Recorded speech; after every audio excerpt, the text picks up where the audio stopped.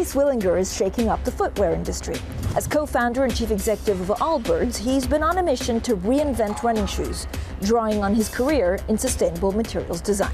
There's an opportunity where I know the material exists. I know the consumer wants a no compromise offering, and simply the brands are the gatekeepers that are not letting this technology out to consumers to offer what the world needs.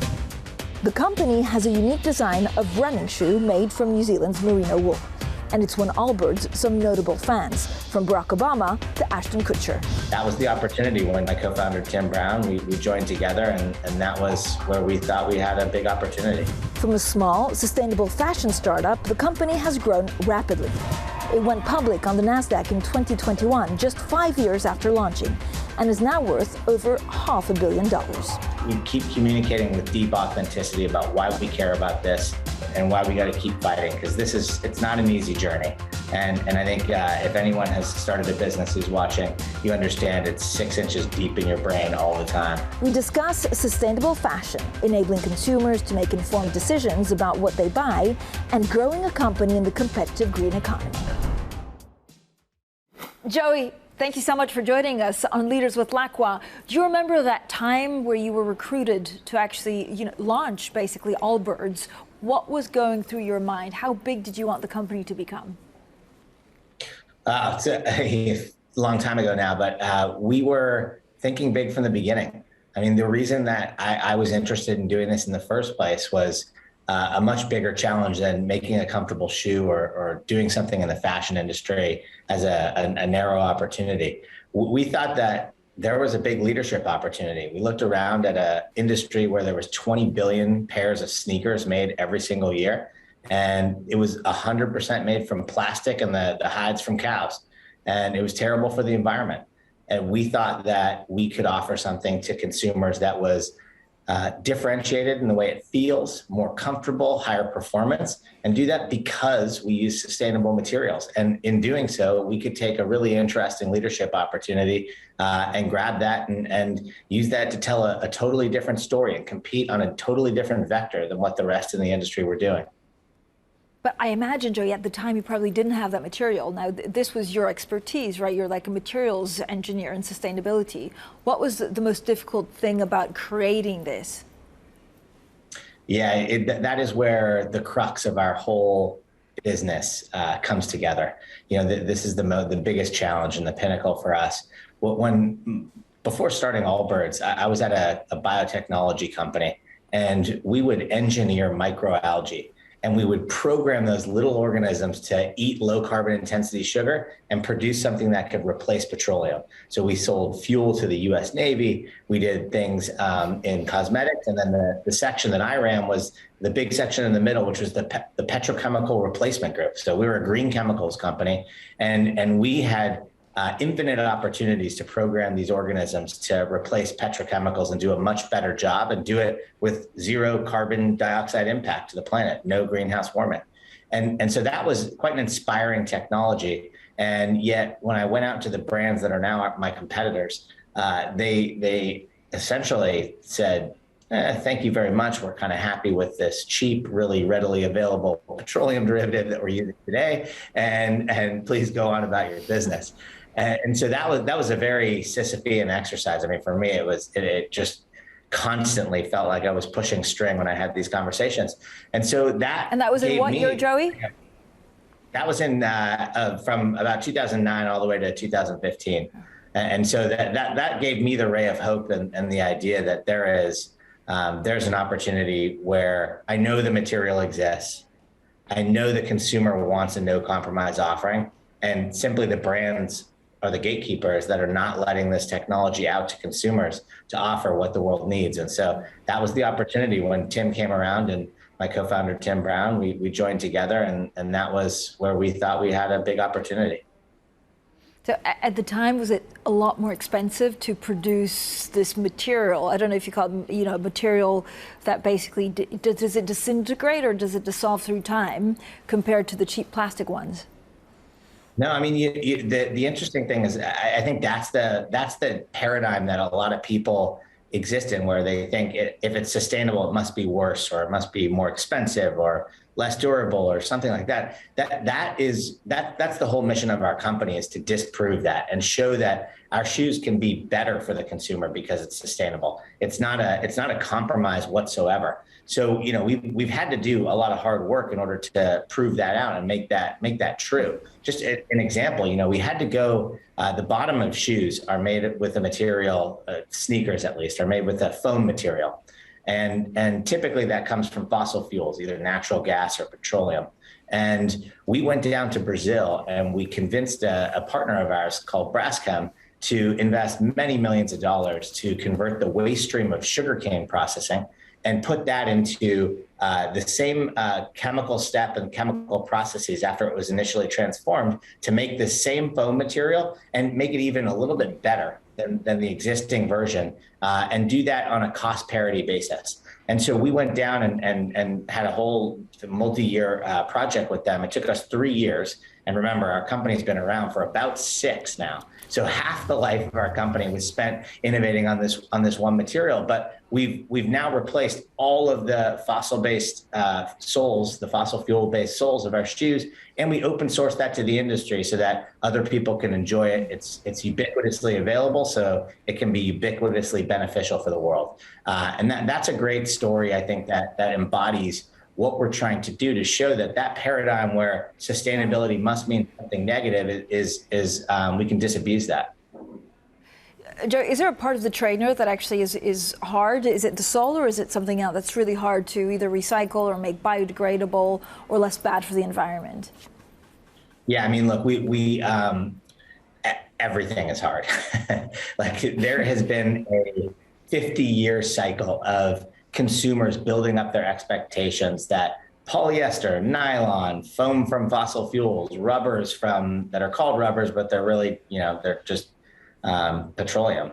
So there's a lot of expectations from consumers that have been built up, and we need to show consumers that there's something different, that they can feel more comfortable, better performing, and also utilizing a different material. So each little component of a shoe takes work, and it takes oftentimes years of innovation and then product development to get into our shoes. So that is what we do here every day. That is what the 800 people at our company, 1,000 people, somewhere in there now, are working on every day to make sure that we can bring to market. Coming up, Joe Zwillinger's perspective on greenwashing in the fashion industry. You have tons of companies that are out there just waving the sustainability flag without any real merit behind it.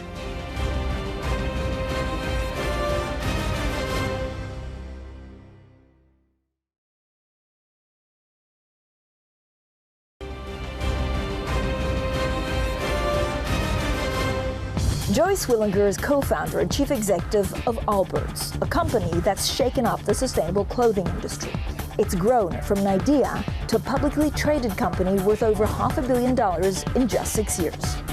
We discuss the changing attitudes of shoppers towards renewable products and the challenges of greenwashing in the clothing industry. Did you see a shift in consumer behavior? And I don't know whether it's a specific year. I don't know whether it's because of a specific moment in time or Greta or someone else that you saw that shift. Yeah, it's changing. It's changing every day. We see the evolution happening quite a bit more quickly than we expected. And when we started the business, our premise was that people like great products, not sustainable ones. I think what we've come to realize over the past years is that truly great products are sustainable. And it's our challenge to show the world how exactly we utilize these materials to bring something more special to life, not just something that performs equally or better.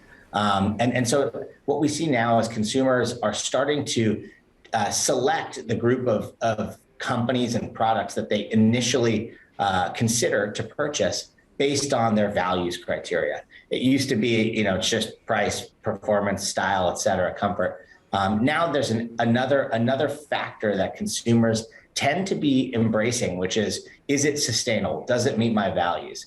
Now, the challenge we have is, what does sustainable mean? And there's a lot of confusion out in the marketplace. And so we're on a multi-year effort to really educate consumers on exactly what we're doing from a sustainability perspective and how they can help.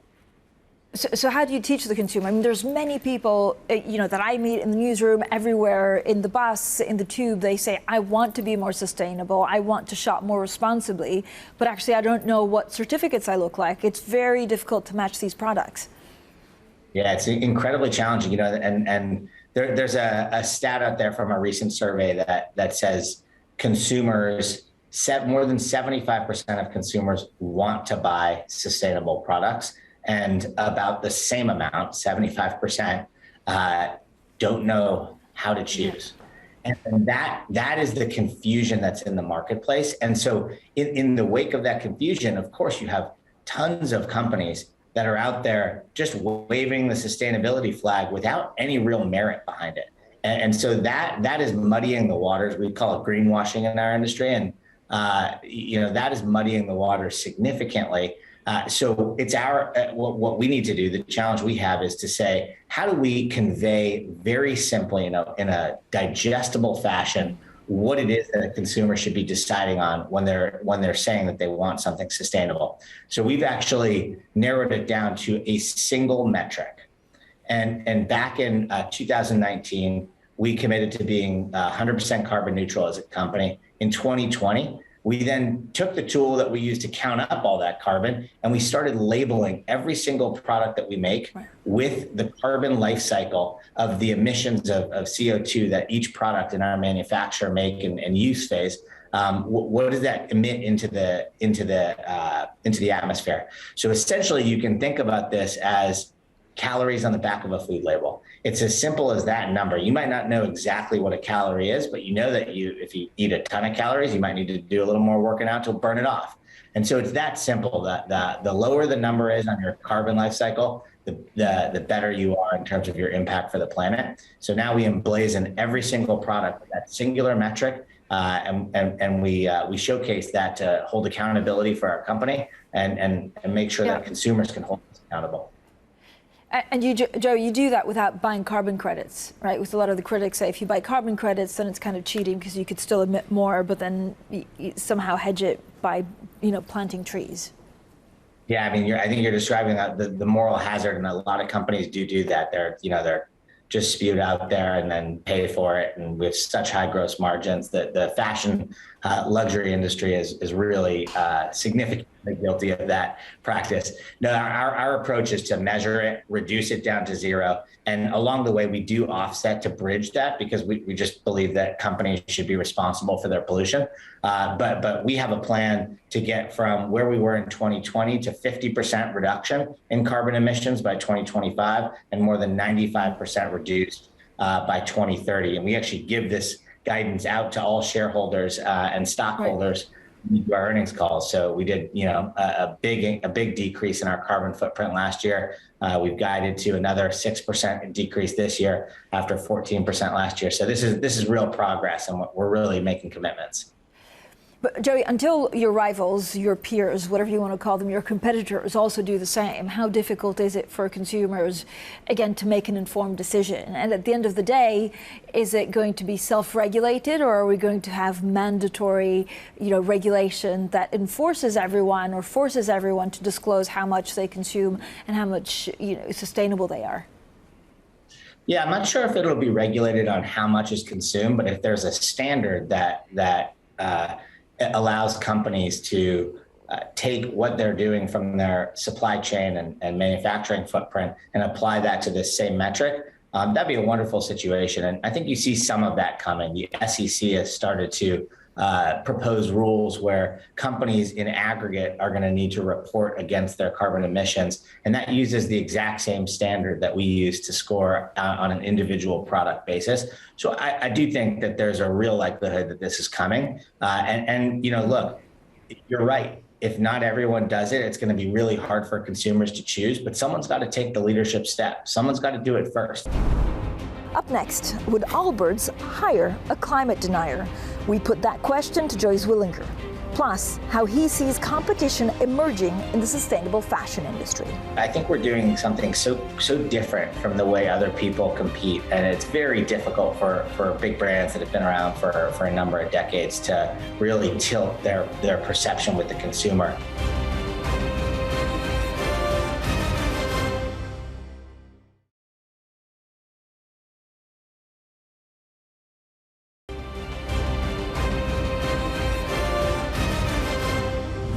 Joey Zwillinger used his knowledge of sustainable product design to help build Allbirds into a multi-million-dollar company as co-founder and chief executive.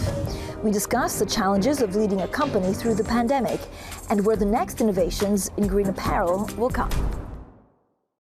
Joey, talk to me a little bit about COVID. So how was lockdown? I imagine a lot more people actually went running, so that benefited maybe some of the sales and trainers, or sneakers, as you say. Yeah, it's been what a challenging time to lead through. You know, we had a lot of stores. So our model is primarily direct to consumer. So we have a digital platform, and then we have our own physical stores around the world. We had to shut all our stores down, of course, for a fairly lengthy period of time during the early days of the lockdown, and that was tough. That was tough on sales. It was tough on our staff. We really navigated that quite well. We introduced our first running shoe our actual proper performance running shoe back in March of 2020, and that was great. That really fueled a great boost in sales as people started running, and even though they were isolated in their homes, they could get out and go for a jog, maybe for the first time in a decade. So that was a huge new market for us, a lot of new customers, and we've really continued to grow year over year, really steadily throughout this period. And so in 2022, what's your biggest challenge now? Is it, getting people to go back to running? Is it supply chain issues? If you look at the world that you operate in, which is sustainability, do you see much more competitors also entering the field? There's increasing noise, but I think we're doing something so different from the way other people compete, and it's very difficult for big brands that have been around for a number of decades to really tilt their perception with the consumer. And you start offering a sustainable collection. What does it mean for the rest of your stuff? By implicitly, it kind of sheds a long shadow over what the company's been doing for a long time. So it's difficult for those brands. And frankly, the way we started, we began the business. We call it a purpose native start, but essentially we built the purpose into our company from day one. Everything that we do from a product development perspective allows us to put that purpose first, and that's how we orient our whole design team and the iterative approach from a piece of paper and a sketch all the way through to mass production of our product. So that really sets us apart. For us, it's about continuing to do the same thing.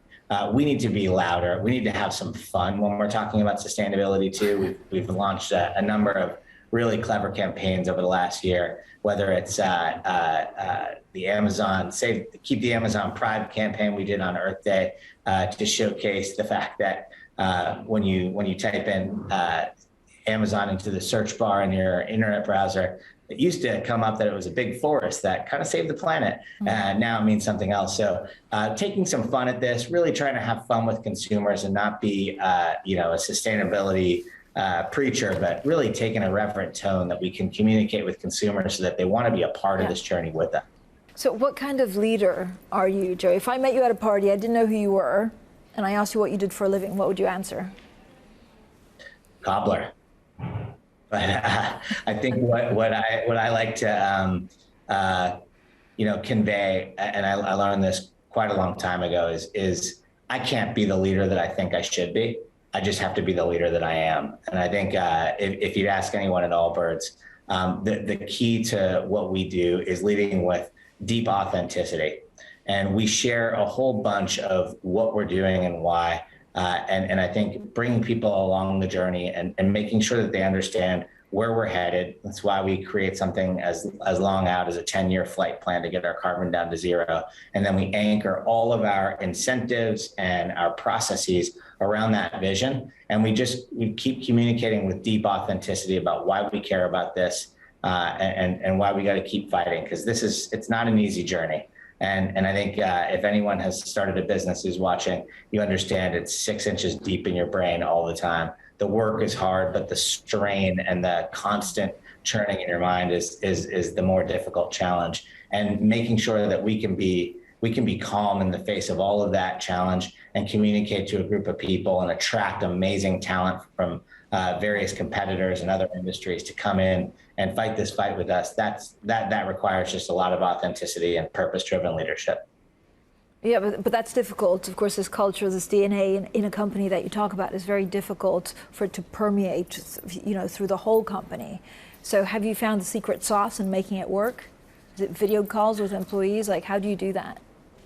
Yeah, I mean, it's a whole bunch of different mediums, and it's changed. You remember 6 years ago, it was Tim Brown, myself, and my dog Walter in a room, and now all of a sudden we have close to 1,000 employees spanning 30, a bunch of different countries around the world, and so the medium of communication needs to change, and so we've taken a whole bunch of different approaches. I would say the most important aspect, though, is just the regularity and consistency of communication, and the fact that we're essentially on a campaign. Every day we're saying the same thing year after year. This is what we're doing from a vision perspective for the next 5-10 years, and map that back to these near-term priorities that may change on a quarterly or annual basis. Jerry, would you ever actually hire a climate change denier? I don't think so. No, I think there's a culture that has a core set of values that is very consistent with a very diverse group of people is what we're looking for. However, we don't want people that are denying reality and look facts in the eye and say something else, typically for a reason that's typically self-interested. So no, I think that's one of those groups of folks that we probably keep out, and we do a pretty good job of making sure that we don't get people in that corrode the culture.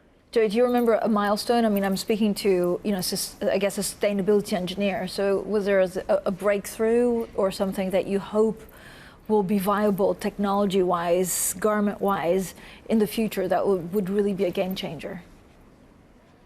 Yeah, we've done a lot. So we've done a couple of innovations on the bottom of shoes. We've introduced merino wool for some of our uppers, the tops of the shoe, to make it cozy and soft. We've used eucalyptus fibers. I think one of the next breakthroughs we have really embodies what I think the future should look like for footwear and other consumer products more broadly.